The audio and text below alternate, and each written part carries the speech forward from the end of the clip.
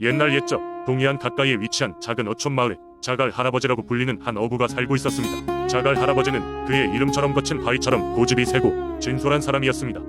그는 태어날 때부터 이 마을을 떠난 적이 없었고 그의 조상들이 그랬듯이 평생을 바다와 함께 살아왔습니다.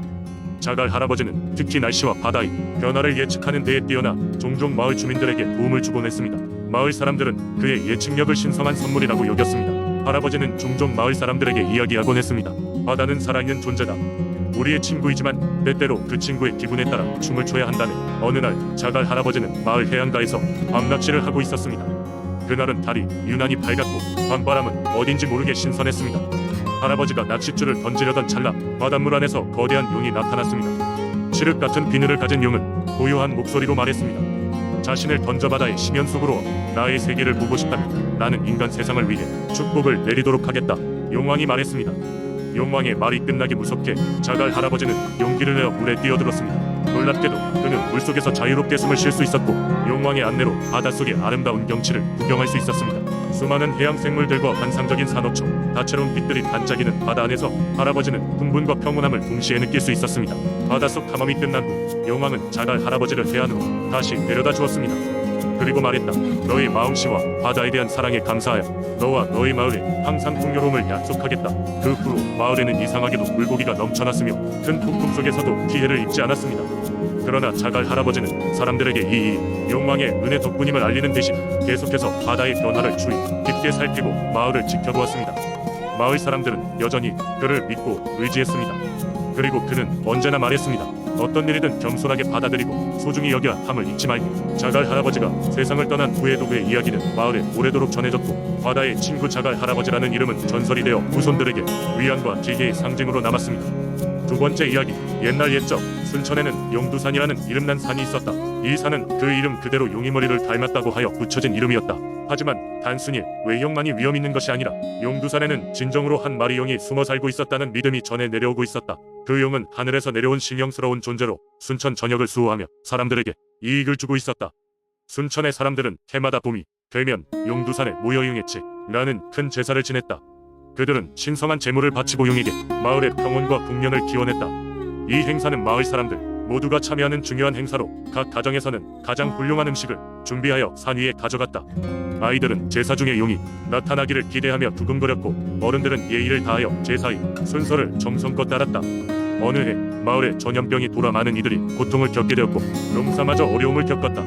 사람들은 이를 불길한 징조로 여겨 더더욱 용에게 의지하게 되었다. 그 해의 제사에서는 마을의 장로가 특별히 준비한 옥황이라는 살결이 하얀 쌀을 제물로 바쳤다. 장로는 용두산 정상에서 간절한 마음으로 하늘을 향해 기도드렸다. 그러던 중 갑자기 바람이 몰아치기 시작했고 하늘에서 번개가 내려쳐 순천 일밤하늘을 밝게 비쳤다. 사람들은 깜짝 놀라 그 자리에 엎드렸고 그때 하늘에서 용의 형상이 보였다. 용은 커다란 눈을 반짝이며 장엄한 목소리로 말했다. 걱정하지 마라. 나 용암의 힘으로 너희를 보호하리니 이 전염병은 곧 물러가리라. 용의 목소리가 끝나기가 무섭게 천둥소리가 울렸고 모든 것이 다시 고요해졌다. 며칠이 지나지 않아 전염병은 신기루처럼 사라지고 논과 밭에는 더없이 충실한 열매가 맺혔다. 사람들은 기뻐하며 용에게 감사를 표하고 이후로도 해마다 더욱 정성껏 용의 제를 올렸다. 그때부터 순천의 사람들은 용두산을 마을의 수호신으로 섬기며 어려운 일이 있을 때마다 용의 힘을 빌리게 되었다. 이러한 전설은 오늘날까지도 순천 사람들 사이에서 입에서 입으로 전해지고 있다. 용두산은 그 신성한 기운 덕에 많은 사람들이 찾는 명소가 되었다. 현대에 이르렀어도 순천의 사람들은 용두산에 올라 조용히 기도를 드리며 마을의 평화와 번영을 빈다. 이처럼 순천 민속신앙의 한 조각인 용두산의 전설은 사람들에게 신앙의 힘을 보여주며 공동체의 일체감을 다지는 중요한 역할을 하고 있다. 세 번째 이야기. 아주 오래전 현재의 아산 지역에는 용담호수라는 아름다운 호수가 있었다. 그 호수는 영롱한 색채와 맑은 물로 인해 사람들의 마음을 사로잡았고 호수 주변은 수목이 울창하여 이루말할 수 없는 아름다움을 자랑했다. 하지만 이 아름다운 호수에는 오래전부터 내려오는 전설이 있었다. 호수에는 거대한 용이 살고 있으며 그 용이 호수를 지키면서 주변 사람들에게 평화와 풍요를 가져다 준다는 얘기였다. 용담호수는 항상 미스터리로 가득했다. 마을 사람들은 호수의 물이 결코 줄어들지 않는다는 사실을 알 수 있었다. 폭우가 쏟아지고 가뭄이 닥쳐도 호수는 언제나 일정한 수위를 유지했고 이는 사람들에게 신비롭게 다가왔다. 마을의 장로들은 이 모든 것이 바로 용의 힘이라고 믿었다. 용이 호수 밑바닥에 잠들어 있어 용이 한번 숨을 내쉴 때마다 맑고 시원한 물이 솟아나 호수를 채운다는 것이었다. 마을 사람들은 용담 호수를 특별히 존중하고 숭배했다. 매년 봄이면 용에게 감사 의미로 제사를 지냈고 용이 더 큰 은혜를 베풀어 주길 기원했다. 마을 사람들은 제사 때마다 그해 거둔 풍작의 일부를 호수에 던져 넣었고 이는 호수와 용에게 감사의 표시였다. 세월이 흐르면서 마을은 평화롭고 번영하게 되었고 사람들은 모두 이 신비스러운 용의 존재를 기리며 살아갔다. 그러나 어느 해인가 처음으로 호수 근처에서 괴이한 소문이 돌기 시작했다. 몇몇 사람들이 호수 주변에서 이상한 소리나 그림자를 봤다고 주장한 것이다. 이 소문은 삽시간에 퍼져나갔고 마을 사람들 사이에 두려움이 번져갔다. 그리고 얼마 지나지 않아 마을에 미증이의 가뭄이 닥쳐왔다. 비는 내리지 않고 강변마저 말라들어갔다. 마을 사람들은 혼란에 빠졌다. 이 모든 것이 용을 제대로 기리지 않아서 발생한 벌이라고 믿게 되었다. 시급히 장로들은 마을을 모아 대책을 논의했는데 해결책은 단 하나였다.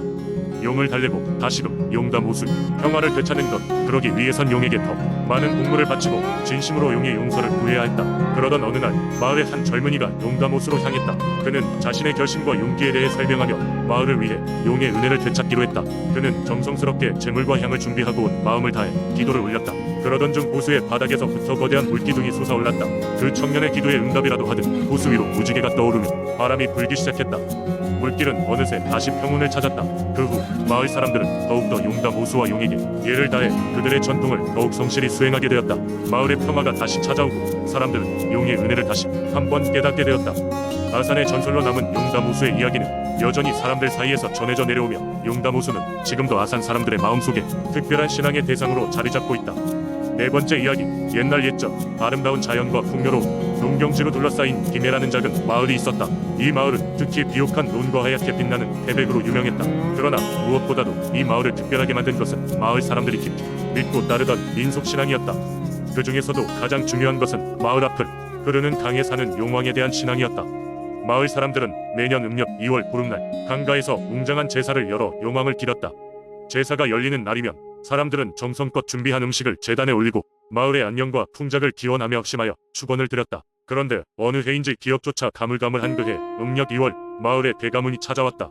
오랜 시간 단비 하나 없이 지속된 가뭄은 농작물을 말라 죽게 하고 사람들의 마음도 메마르게 하였다.